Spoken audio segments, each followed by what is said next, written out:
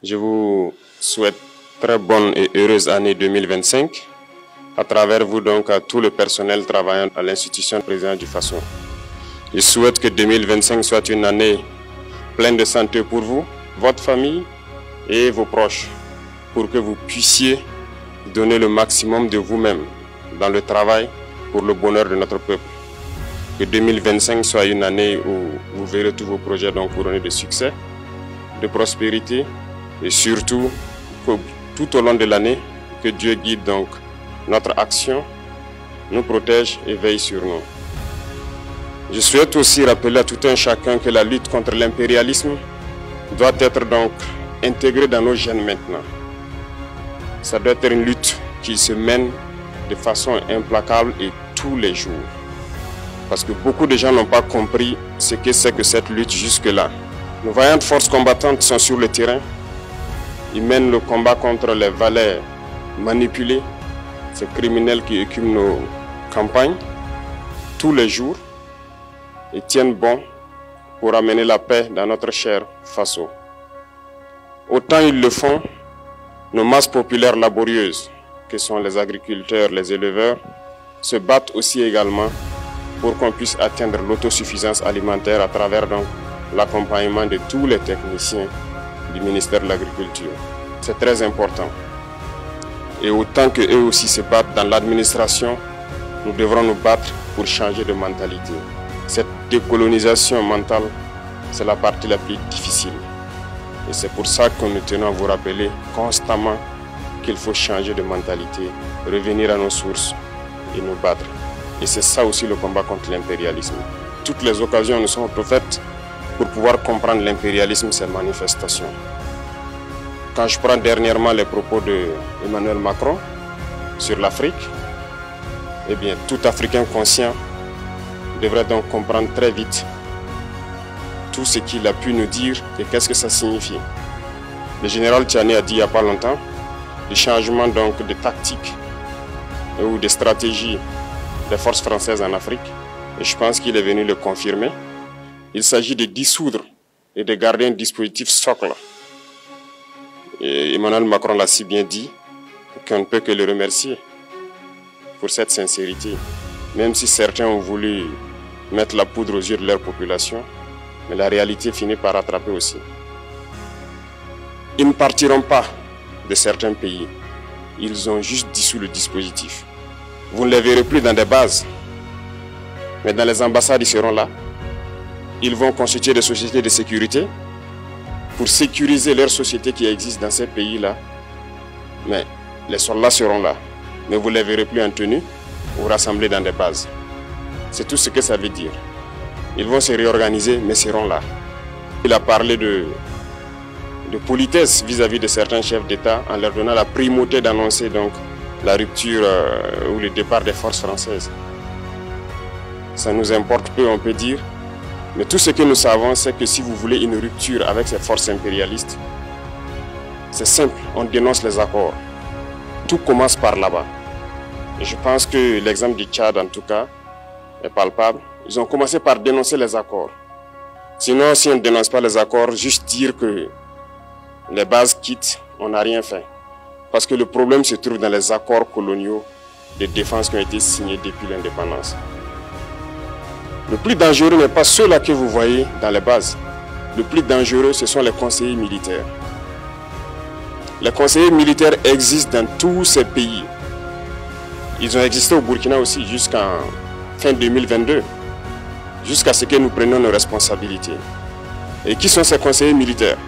C'est ceux-là qui sont censés mettre en pratique la politique de la France ici. Ils doivent travailler à rendre nos armées très faibles pour que la France puisse toujours avoir l'argument d'exister ici. Sous Blaise Compaoré, ils avaient réussi. Nos sentinelles prenaient donc la garde avec des bâtons. C'est ça que la France veut de nos armées. Lorsque nous arrivons à cette étape, nous n'avons pas le choix que de vouloir qu'ils viennent s'installer. Mais l'armée burkinabé a réussi à un moment donné à se débarrasser des conseillers militaires. Malheureusement, je pense qu'en 2019, après l'opération Otapuano, où ces Français ont vu que l'armée burkinabé avait encore une capacité de réagir au terrorisme, ils ont appelé le chef d'état-major en France, ils l'ont instruit de reprendre les conseillers militaires dans toute la structure. Eh bien, il n'a pas accepté, mais au retour au pays, les politiques l'ont instruit d'accepter les conseillers militaires.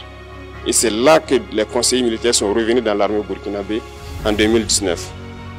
Avec toutes les conséquences qu'on connaît, l'armée était en train de disparaître dans les années 2020-2021. Et d'ailleurs, c'est le moment où beaucoup de militaires ont dû déserter parce qu'il n'y avait plus d'espoir. On était en train de s'effondrer. Voilà un peu comment ils travaillent. À l'état-major général des armées, dans tous les états-majors d'armée, dans les écoles, c'est eux qui sont censés nous dicter la politique de notre armée. C'est eux qui nous disent combien recruter, quand recruter et qu'est-ce qu'il faut en faire. Ils sont dans les écoles pour nous dire comment il faut les former et ainsi de suite. Tant que ces conseillers militaires sont là, vous n'êtes pas indépendant. Votre armée aura juste l'apparence d'une armée qui sera là en train de faire des parades, du cirque. Mais lorsque viendra la guerre, vous vous rendrez compte que la parade, c'est une chose, mais la guerre, c'est une autre chose. Il faut rompre les accords. C'est la seule façon d'avoir une armée indépendante et se construire, être fort.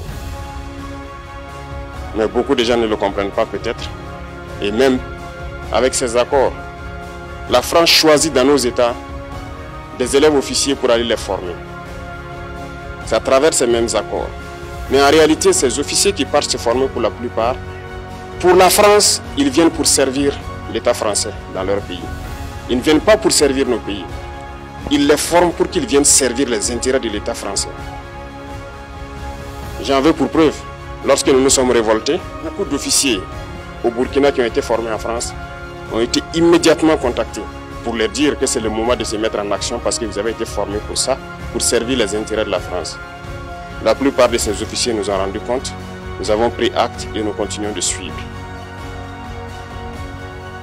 Lorsque un officier formé en France arrive dans son pays et par malheur meurt soit par accident ou bien sur le champ de bataille, en France, il y a une nuit d'hommage aux morts dans l'armée, comme partout ailleurs.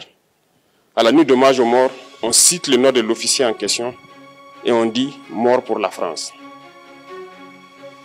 Il ne le forme pas pour servir son pays, il le forme pour servir leur État. Et dans beaucoup d'États africains, il y en a plein de ces officiers. Combien sont patriotes, Dieu le sait.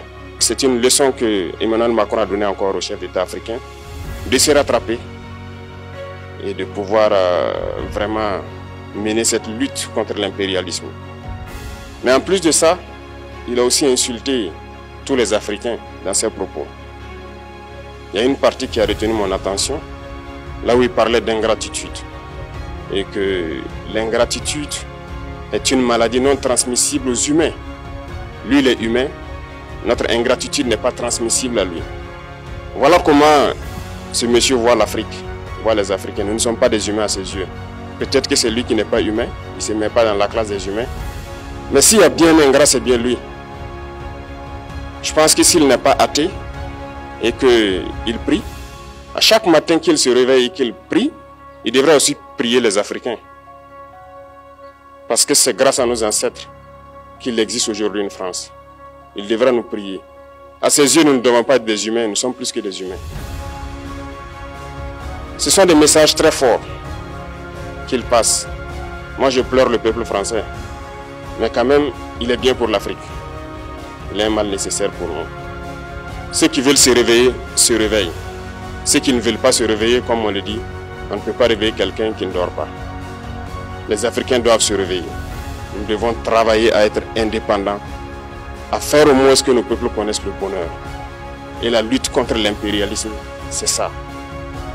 Il faut décoloniser les mentalités, prendre en compte toutes ces données-là, parce que le monde nous donne tellement d'exemples à voir. Pour eux, il n'y a pas de morale. Ils peuvent vous désigner aujourd'hui terroriste, mais demain, vous êtes un héros. Par leur simple bouche. Ils décident de ce qu'ils font. Ils parlent de démocratie, mais ils se font eux-mêmes des coups d'État constitutionnels entre eux. Ils parlent des droits de l'homme, mais ils déciment des populations ailleurs. L'Africain doit se réveiller, l'Afrique doit se réveiller. Et le combat contre l'impérialisme est permanent. Et je vous invite à incorporer ce combat à travailler en sorte que nous soyons réellement indépendants, que nous soyons autosuffisants et que nous puissions nous développer, connaître le bonheur, ce à quoi notre peuple aspire. Merci, je vous souhaite une très bonne journée, une très bonne semaine et une très bonne année. Et que, à la fin de cette année 2025, en faisant la rétrospective, nous devrons nous dire que nous avons apporté un grand plus à notre nation. Merci beaucoup à tous, que Dieu vous bénisse et que Dieu protège notre chère patrie. La patrie ou la mort, nous vaincrons. C360, la voix d'une Afrique nouvelle et souveraine.